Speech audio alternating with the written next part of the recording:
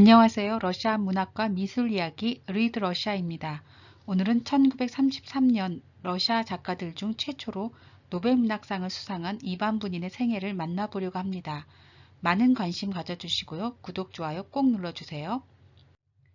이반 분인은 사랑과 죽음을 노래한 시인으로 불립니다. 그의 생애 1편에서는 분인의 생애를 출생에서부터 시대별로 살펴보도록 하겠습니다.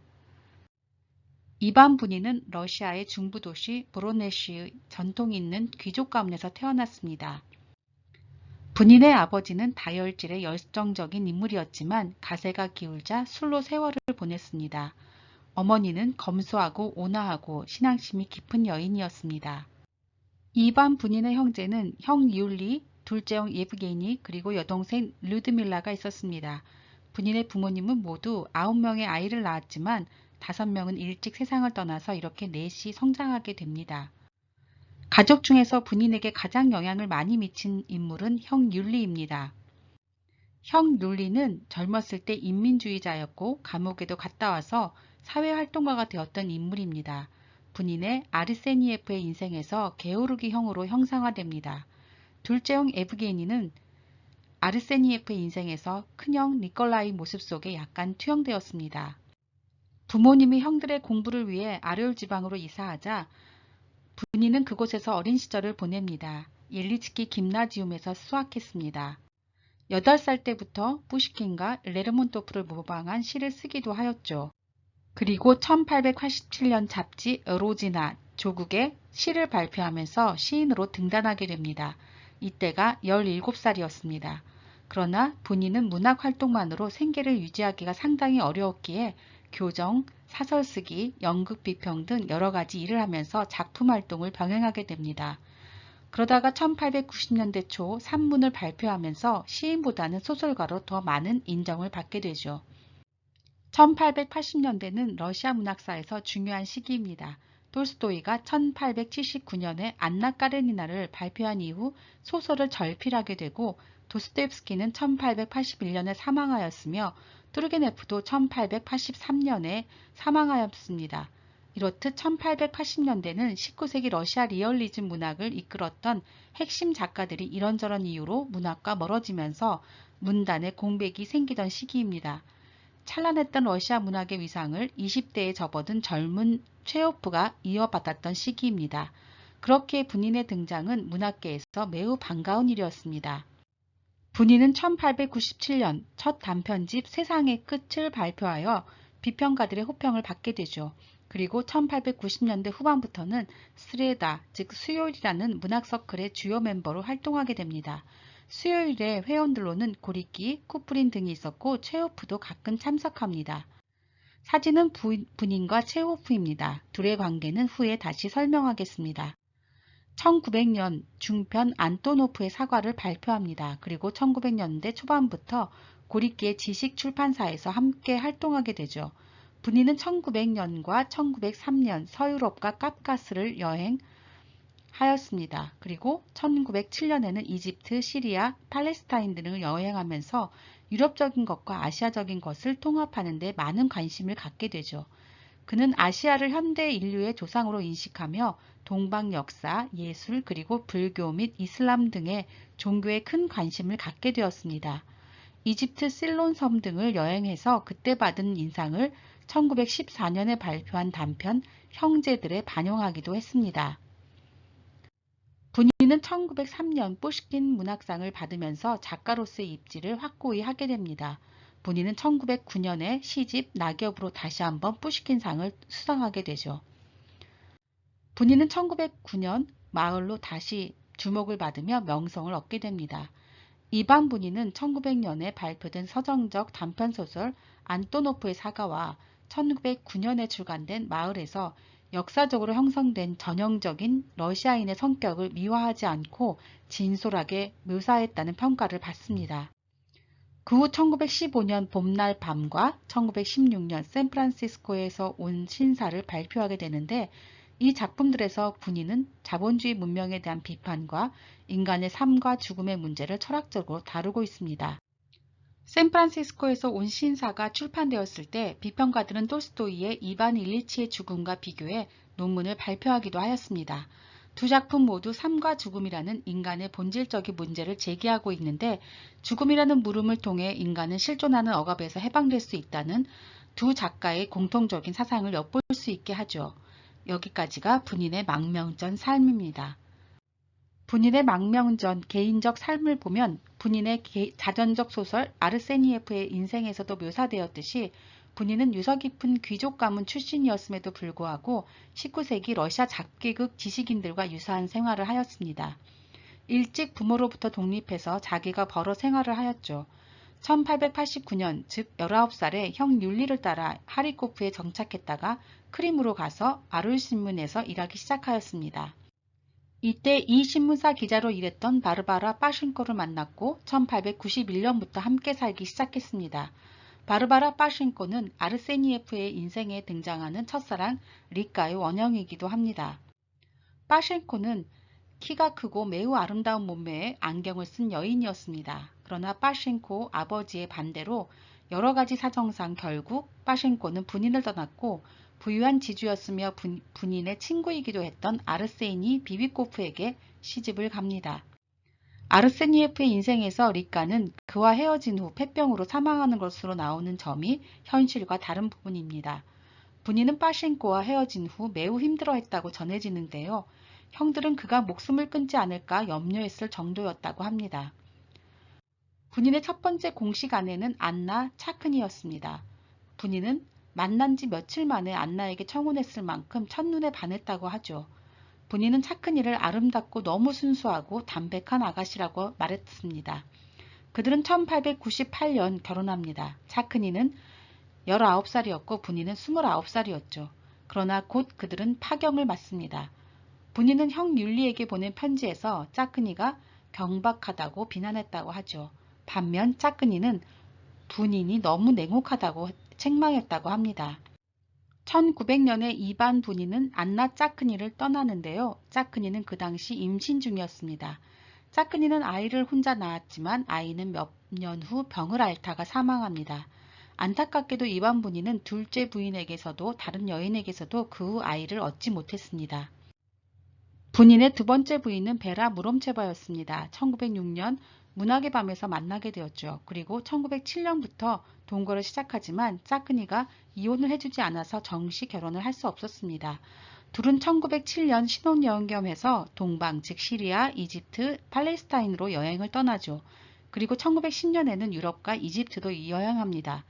그리고 1912년 가을부터 13년 봄까지는 컨스탄티노플, 부아레스트 등을 여행하죠.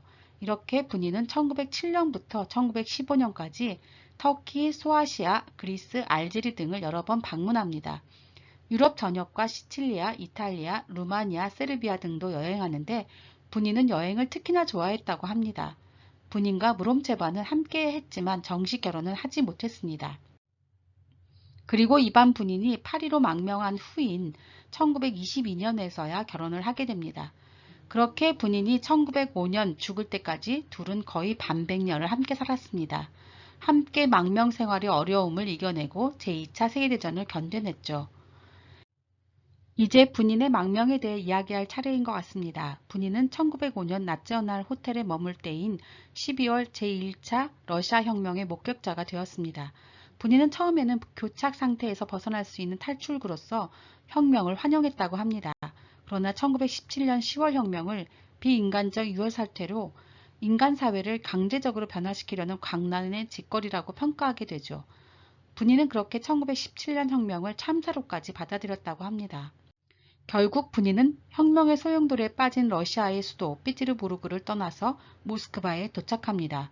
그리고 분인은 1918년 5월에 오데사로 떠나게 되죠. 오데사에서 분인은 볼셰비키와 혁명의 실상을 적나라하게 폭로한 일기를 작성하게 됩니다. 그리고 1920년 1월 26일 러시아를 떠나 컨스탄티노플로 가죠.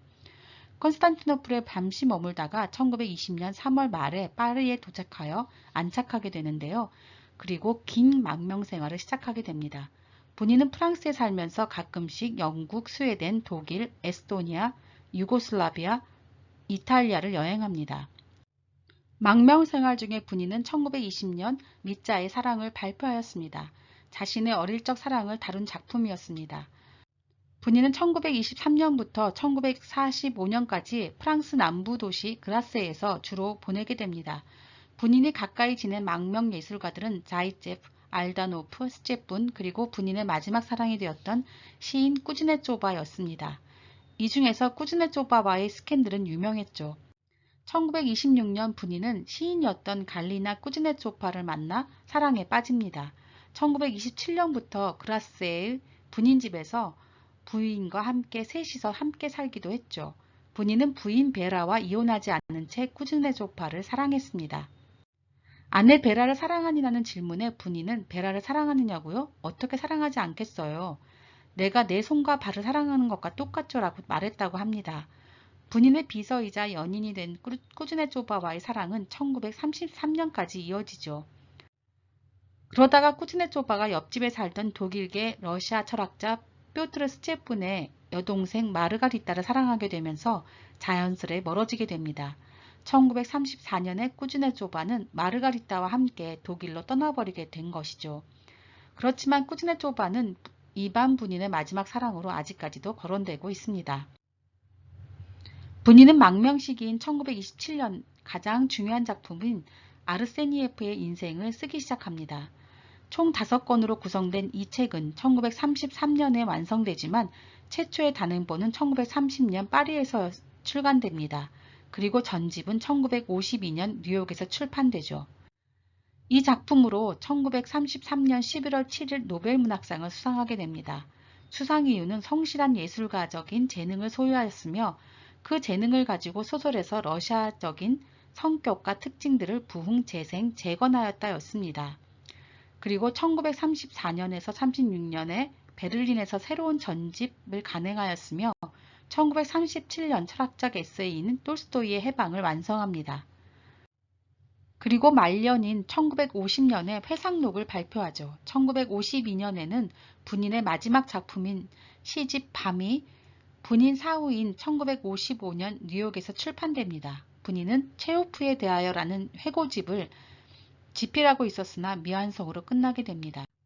분인은 1953년 11월 8일 새벽 2시경 자다가 죽었다고 전해집니다. 그의 침대에는 톨스토이의 부활이 놓여 있었다고 목격자들이 전하고 있죠. 분인은 파리 근교에 있는 러시아 망명 예술가들이 많이 묻힌 공동묘지에 안장되었습니다.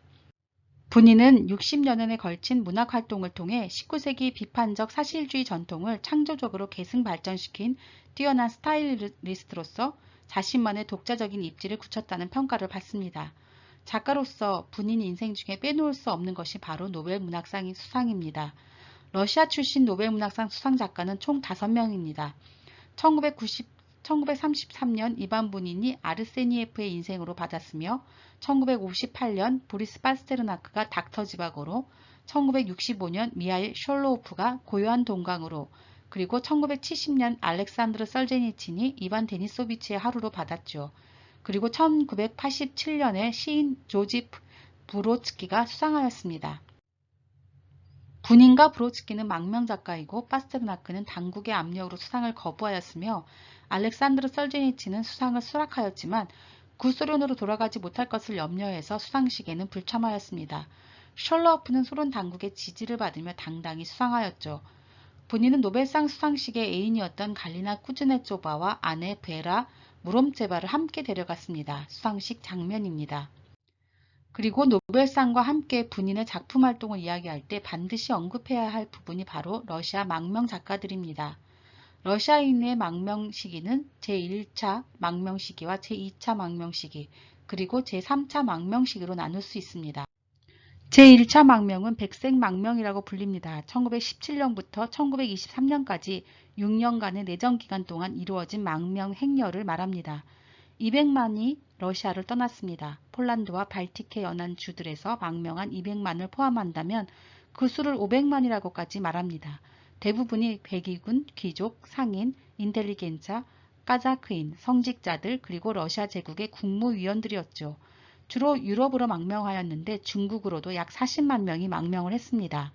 제2차 망명은 1941년에서 44년까지 제2차 세계대전 중에 해외에 배치되었다가 돌아오지 않았거나 본국 귀환 명령을 어긴 사람들이었습니다. 이들을 러시아에서는 불귀환자라고 부릅니다. 약 50만에서 70만 명까지에 이릅니다. 제3차 망명은 1948년경부터 1989년, 1990년까지로 냉전 기간 동안의 망명을 일컫습니다.